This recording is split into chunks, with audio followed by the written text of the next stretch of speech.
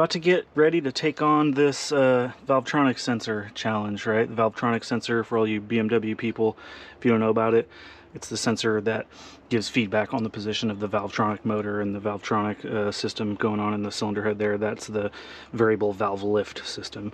Vanos is for valve timing, Valvetronic is for valve lift. So come along on this process. I'm going to walk you through it. You know, may or may not be helpful to you depending how confident you are in your vehicle repairs, but you know, hey, we're going to do it either way. I've already got the cowl off here. I was already doing some other stuff on this car, but cowl's easy to take off. Basically just remove that cabin air filter housing there, a few 8mm screws, and then an 8mm on each side. You can take the whole cowling off once you unclip the wiring here. So come along, we'll get this done. First of all, we're going to take off this engine cover. These 5mm bolts right here, there's 4 of them. 1, 2, 3, 4th one's way back there in the corner down on the bottom. Most cars don't have all 4 of these bolts left over. This one's really low mileage, 60,000 miles on a 2012 128. It's a really clean car, so we'll see if we can't make the check engine light go away. Alright, got all those bolts loosened up. Get them out of here with a little magnet action. There's number 3, and number 4 is way down there. Alright, let's see here.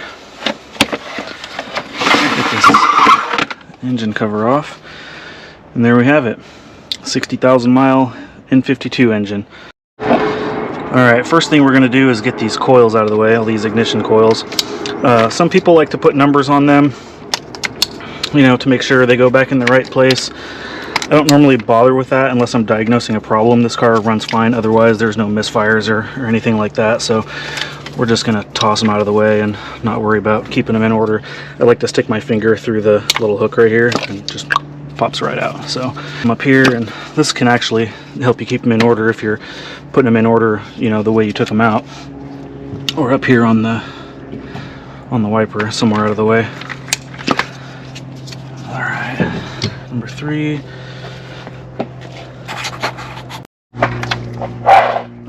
Alright, number 4 coil. Number 4 is kind of a pain because it's right up against that Valvetronic motor. That's what this is right here, this big cylinder. That's the motor that actually turns the little gear in there and moves the Valvetronic assembly. You'll see what I'm talking about here in a minute. Oh, I should get this bar out of the way since I got to take the valve cover off. This bar is easy. I already had the other one off for other repairs. There's a big, I think it's Torx T60, 55 or 60, big bolt down inside there. You don't have to take it out, just loosen it up a few turns. And then these other 2 bars have bolts on the outer end right here. Just get that Torx out of there. I think that's a T40 if I'm not mistaken. And then this just squeezes in there, and you see it's got a little fork on the end, so you don't have to take that bolt all the way out. You can squeeze this right back up under the bolt where it came from. So put this aside. Alright, now remember, when you get these ignition coils out of here, look down inside there really good. Make sure there's no oil contamination inside there that can wreak havoc on your ignition system and make things work harder than necessary and chew up your coils and make them fall apart. This Valvetronic motor here, squeeze the tabs and just pull that guy off like that. Now we got to take off these 2 grounds, the little 8mm nuts right here, and get this wire harness up out of the way. I like using magnetic sockets for these tiny little nuts and stuff like that, and locking extensions and everything. The magnetic sockets are great, but sometimes they're stronger than the extensions and little bits are, so it helps keep everything together. We'll zap that off real quick. Oop, that one didn't come off all the way. Use a magnet and get that just so we don't lose it. Go to this other one back here. Alright, our second nut. Those are the 2 grounds. Now we can pull those off of there. Start making some room to get the rest of this stuff out of here. Alright, so this wire harness just clips onto this valve cover. You just kind of push tabs in and pull up little by little as you go along. And basically it's going to start letting you lift it up little by little. This one has a clip right here. Kind of get that up out of the way. It's got a little clip on either side. Kind of stuck in there real good. Alright, now we can peel this wire harness up out of the way. As you can see, there's other stuff plugged in over here. You can try to start unplugging the other things on this little wire harness. I'm sorry, the Vanos actuators are part of that, these two guys. The problem with that is the third wire goes way down there to the air compressor for the AC. And I don't know that I necessarily want to spend a whole lot of time getting to that connector so I can unplug it. Oh, the other one goes down to the, I think it's the temp sensor for the thermostat, or the little heater circuit rather. So we're gonna do something different in order to get these wires out of the way. These are O2 sensor wires. Just kind of unclip those guys there. So instead of unplugging all the things down here, you know, getting to the AC compressor and the thermostat and all that, since I'm going to try not to jack this vehicle up for any reason, I'm going to take this part of the harness apart that clips on the injectors. And you'll see why that can be a little bit tricky here in a second. I'm just going to unplug these oil and coolant temperature sensors that are attached to this box. And then down here,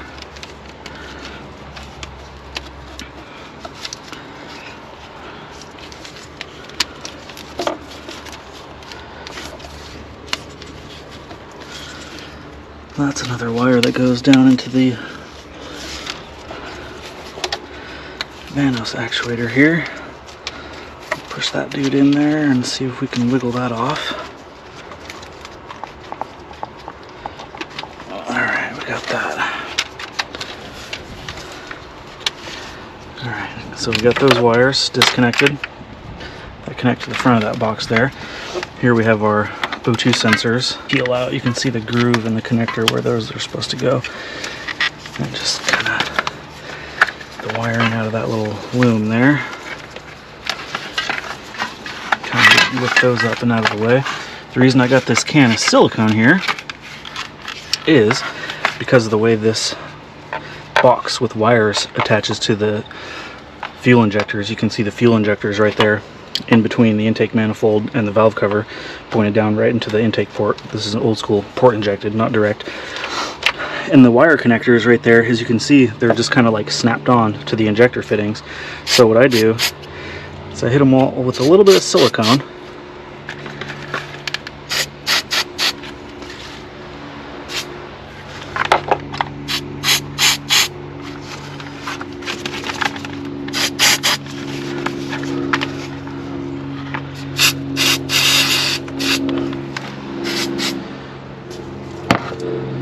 Now we should be able to pop this up off of here. Alright, I don't have any good pry tool on me at the moment, and I don't want to go fishing for one, so I just got this Torx screwdriver here. I popped this front one loose already. It just kind of pops loose, and stick this in here and kind of gently pull and pry little by little. As you can hear, the connectors are popping right off the injectors there. This can be a little bit scary because there's always a chance of the little connector popping loose from the box, but it's not the end of the world if that happens. You can just kind of shove it back in there, and the pressure of the box will kind of hold it down there. So we got those. Looks like we got one more here. Alright, and look at that. All of our connectors have come off nicely. As you can see, all the connectors still intact, all the little wires still intact. Alright, so what you're going to want to do is grab yourself a Torx E8, a female Torx. The bolts that hold that Valvetronic motor in place are E8 Torx. There's one on each side, there and there, and then one underneath. And I put it on one of these little wobbly sockets, extensions. It's got some grooves in it to give me a little bit of play to wiggle around to get this bottom one, because it's kind of at a funny angle. So let's get that on there. That's really the only tough one to get out, but not if you have a little wobble on your extension there. Let's spin that guy out. You definitely don't want to drop this. These are little teeny bolts. We don't want to drop them. Alright, there's a little guy right there. Toss that in the bin. Now we have these other two on either side of the motor here. Let's get those out of the way.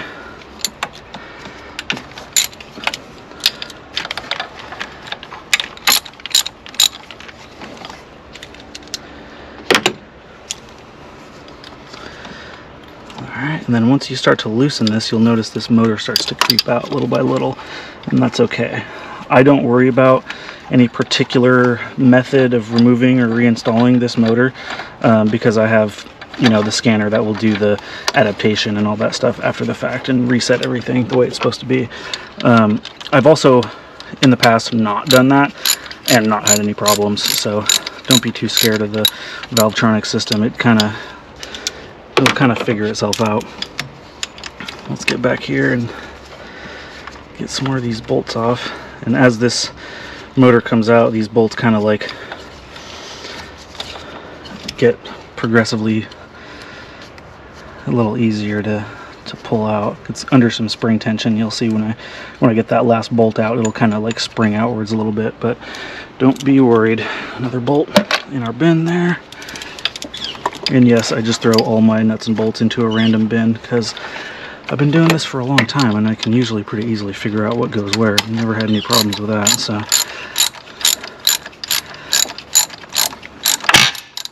there's that spring noise. The Valvetronic was under pressure there. And hopefully we don't have some more horrific problem. Once we get that out of there, hopefully we don't find some broken Valvetronic springs or anything like that. This one just had a code for engine guide sensor, you know, or the Valvetronic sensor, depending which scanner you're using. You'll see different codes. There's your Valvetronic motor. Got a little bit of oil on it. There's the gasket. Like I said in my previous video, you see how that one is perfectly flush right up against that housing inside there. That's what you want to see. All right, now we've got the Valvetronic out of the way. We are going to disconnect this breather pipe on the back. This one can be tricky because you're supposed to squeeze either sides of it to release the clips, but one of the sides is like tucked way up against the valve cover right there. It's really difficult to do. So what I do normally is I'll get a little pocket chisel in there to hold one side of the clips up just so much, just so, and then get another little clip and grab the other side of it. Alright, I managed to get that hose off. I didn't have any other good options for picks or pry tools to work with at the time, so I just kind of manhandled it a little bit, but I got lucky. Nice low miles cars. This is still nice and pliable. It's not all brittle, not going to fall apart the first time you touch it. Alright, we got that guy out of the way. Tuck that back there a little bit. Now, we're going to take off this valve cover. As you can see, there's a few different things going on here. We have these Torx E10 bolts all the way around. Can't remember how many, but there's quite a bit. There's a 10mm right down here in the middle. There's another 10mm right here, which requires like a deep socket because it has the stud on top for the ground.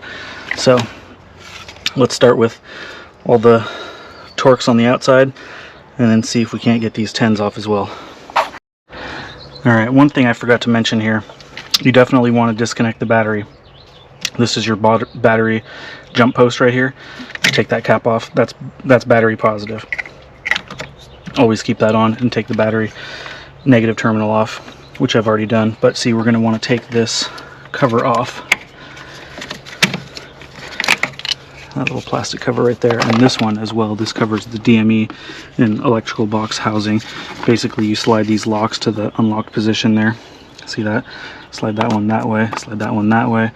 Peel these up from the corners. It's got little tabs in there to snap down on. Another one in the back. And then essentially what you're going to do is give yourself a little more room with these wires by pulling this connector up out of here. And then once you disconnect these two guys, you can get a little bit more room with the wiring as well. It's with this connector here as well, and kind of get that up out of the way. So check this out.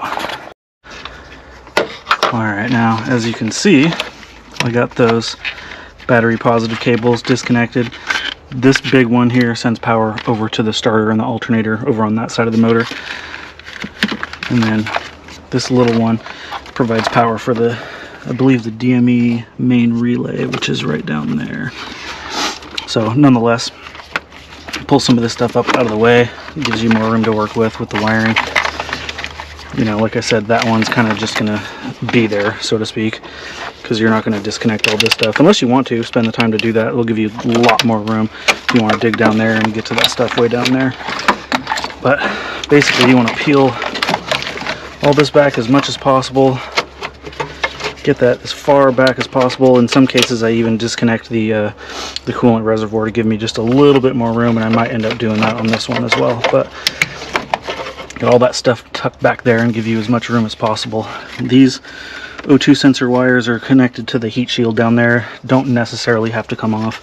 Doesn't really give you a whole lot more room either if you do that. But there's little slots where they kind of slide into the back of the valve cover back here. But nonetheless, we're about home free. Got a few more bolts to get out and get those 10s out of the middle, and we're good to go.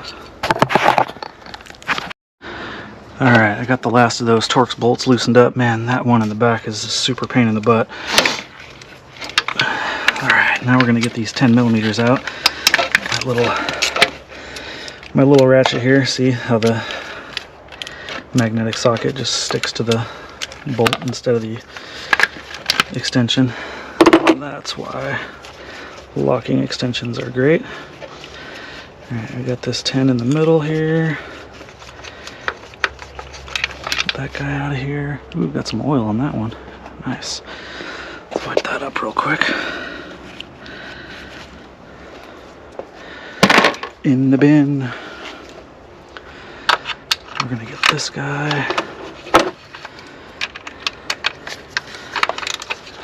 This socket is just deep enough. Magnetic sockets are cool because they got like a spring-loaded action on them, so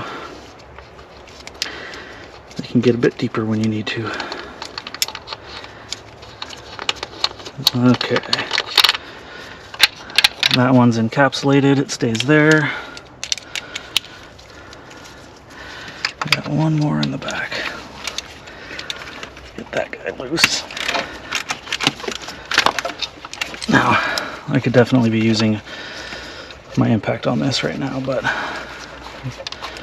ratchet was handy, so. Okay. Alright, those are loose. Got all the bolts loose. Now, to get this valve cover off, it's a bit tricky because we have these spark plug tubes in here. With the right pick tool, you can pick those out of there. But I don't worry about that. I just leave them rather than suffer through trying to pick those out little by little. Get these O2 sensor wires way back there out of the way. We got as much room as I think we're going to get with the wiring here, but basically this valve cover needs to come straight up a few inches to clear this. This seal just kind of like wraps around that protrusion of the sensor there, and then we got those spark plugs tubes that protrude down a little bit there as well. But it's all loose now. We're going to start prying on it. Oh, missed one bolt there. I'll spin that guy loose.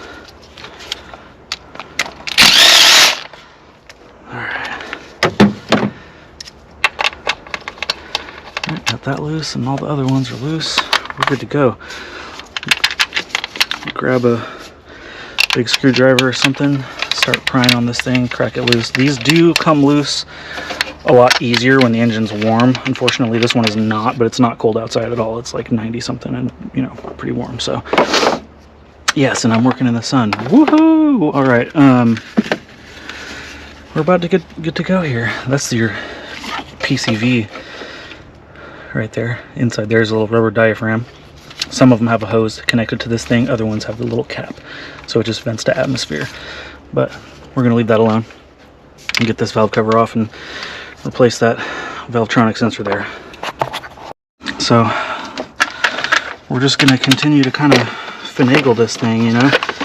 There's not really any great trick about it. It's basically just managing all the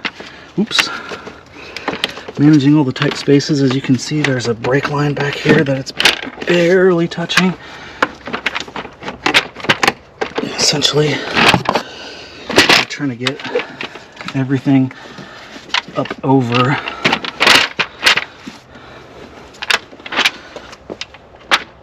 yeah, you can see there's that thing that sticks down on the valve cover there. Picking all this up as much as you possibly can. A lot of guys will actually take this off. Let's see if this helps. That gives the The cowl housing, a nice place to land. Let's see if that helps us out at all. A little bit. Got the brake line holding us up a little bit. Alright, you can see it kind of pop loose there. Alright, got ourselves a smaller 10mm socket. Look at that. Goes right through there. Loosen that guy up. These bolts, I believe, are encapsulated in there, so there's no risk of them dropping down. Alright, loosen that up a little ways. And we'll go back to our wrench here and spin these guys out. There's only 3 bolts, not 4. These Valvetronic sensors are basically all the same. If I'm not mistaken, it's the exact same sensor they use on all the mini engines and all the various versions of the N series engine, N52, N51, etc. Might even be the same on the V8s. But let's see here. See if we can get these bolts out of here without causing some mayhem. Look loose. Feels loose.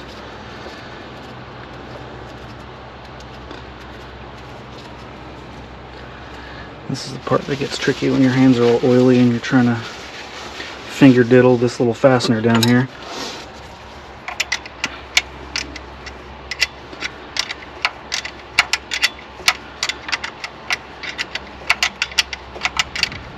So what we're going to do, I remember this now, it's been a while, run this bolt back in, not into the threads, but into the housing, into the sensor rather, give you a little bit of space. Alright, there we go. Alright, here goes our new sensor. This one, I can't remember what brand it is, but it's a kind of a cheapo. My guy wanted to save some money on this repair, so we're going with this cheaper sensor. Not super cheap, it's not like Amazon or anything, but I believe it was like a Dorman or some brand like that, which is hit or miss, honestly. But you know, I like to give my clients the option to get whatever parts they want, you know, as long as they realize I'm not responsible for it if I don't pick it out. I would not have personally chosen this brand, but hey, you know, to each their own. If it works, it works. Great. If it doesn't, then they get to pay me to do it again. And that is part of the understanding. So, let's see. Looks like I gotta spin that in there just a little bit more to get it down through there.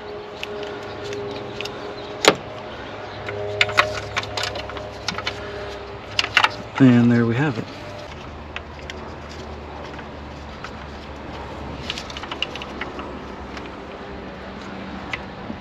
Okay, let's see what we got going on here. Yeah, definitely the same part.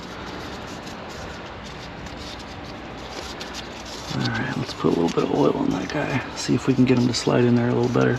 So basically this is just a Hall sensor right here, and there's a bunch of magnets inside the end of this eccentric shaft. So it just kind of, once you reset everything, it just kind of reads those magnets as it operates, so it can give feedback to the engine control unit, or DME rather, and kind of let it know what's going on with the Valvetronic stuff. So let's see if we can get that lined up. Alright, got that sensor mounted up there. We're going to finish cleaning the mounting surface of our valve cover here.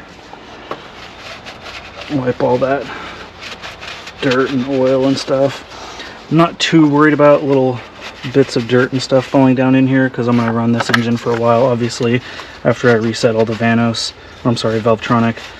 And I'm actually going to do an oil change on it after that as well. So whatever dirt's going to get washed through, probably just get caught up in the oil filter, which is going to get replaced anyway, so I'm not worried about it at all. And remember, this is not aerospace stuff. You don't have to work on your engine in a clean room or like be all super paranoid about this or that. I mean, I've been working on...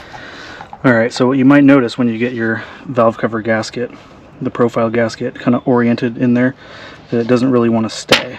And I've run into this a lot with some aftermarket gaskets. Sometimes they just don't want to stick.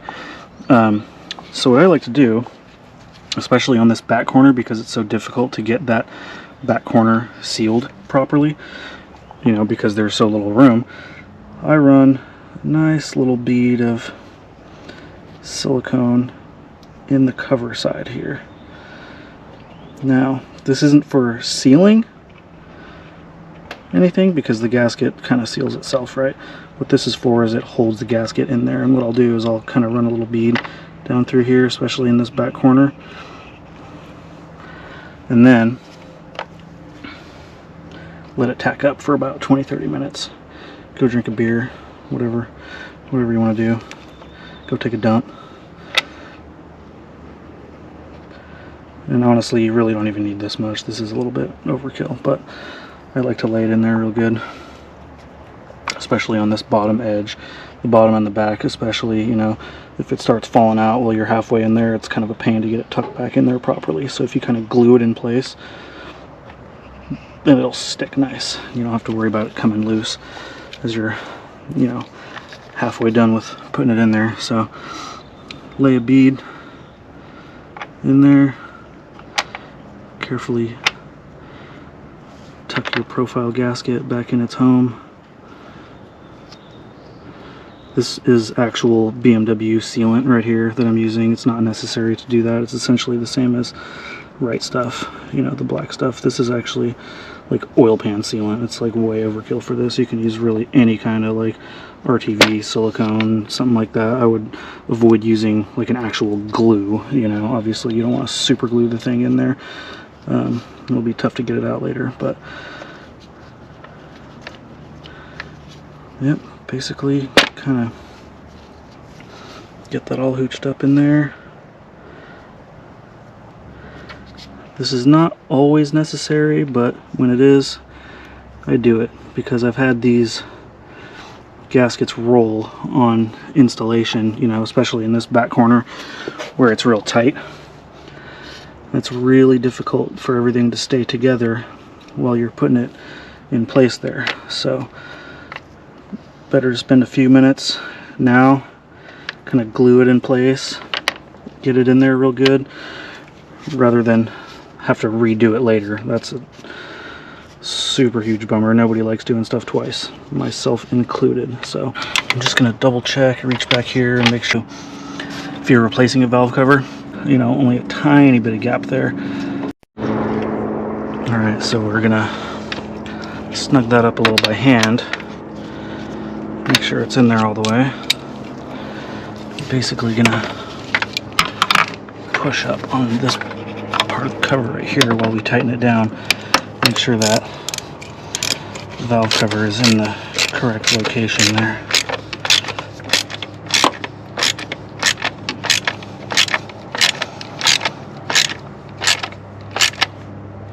Alright, it's about as tight as you want it for now. Yep, absolutely no gap. Perfect, absolutely perfect. Alright, so we're gonna go ahead and tighten up these other two 10s, and we'll start going around the perimeter, getting the rest of the bolts tightened up.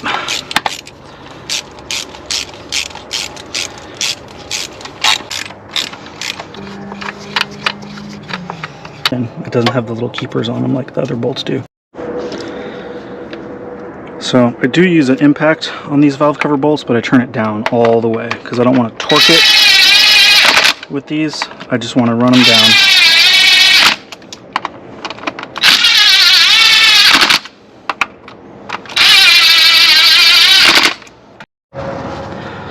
Alright, now I've got all those Torx fasteners fastened down. I'm going to start putting some of this wiring back together, and let's see, where's the groove for that? Right down there.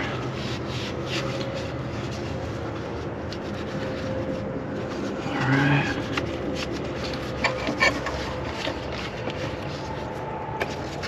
Okay. Clip those wires back in there. Now for this wiring, if you remember, those wires come out of the front, so it goes like that. Get that in place, get this in place, we can start clipping these guys down.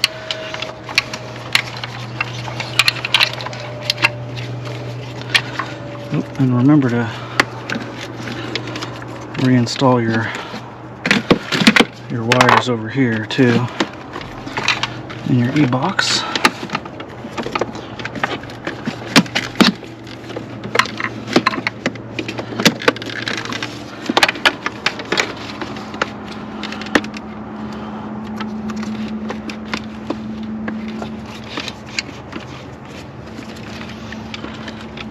Okay. There goes that. And that. And that.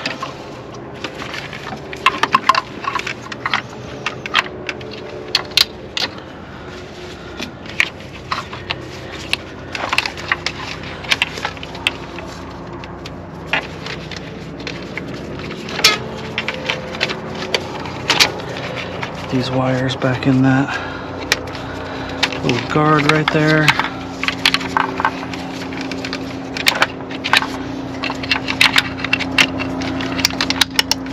My clips lined up. Snap those in place. Alright. Snap that guy back in place. Alright. Get our grounds reconnected. There's a little notch for that wire there. Go with our handy dandy 8mm magnetic socket.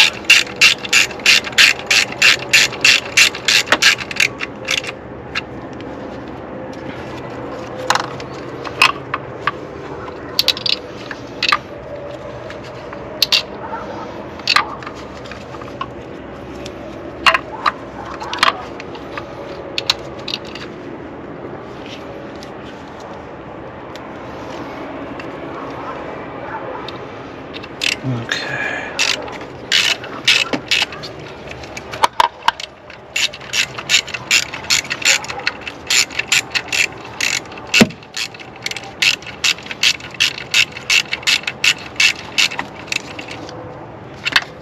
All right.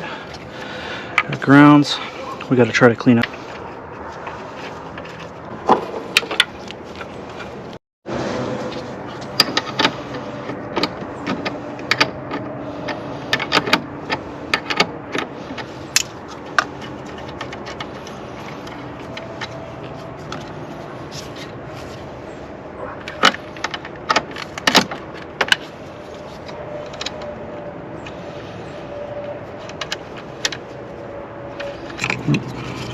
That way.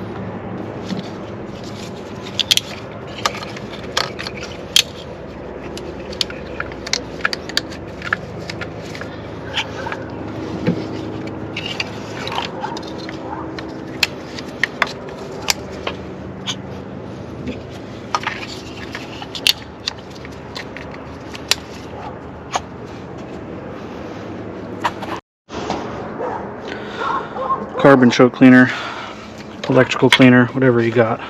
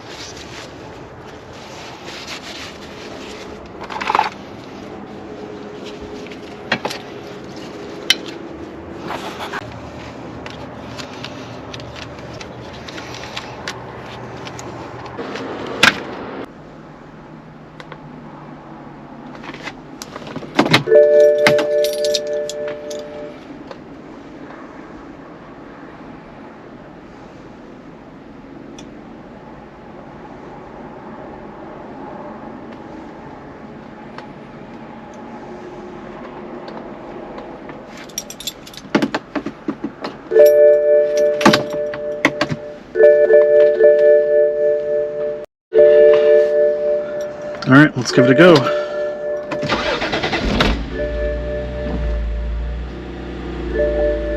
All right, looks good, runs good. No check engine light. Let's see if we have any faults here. No codes.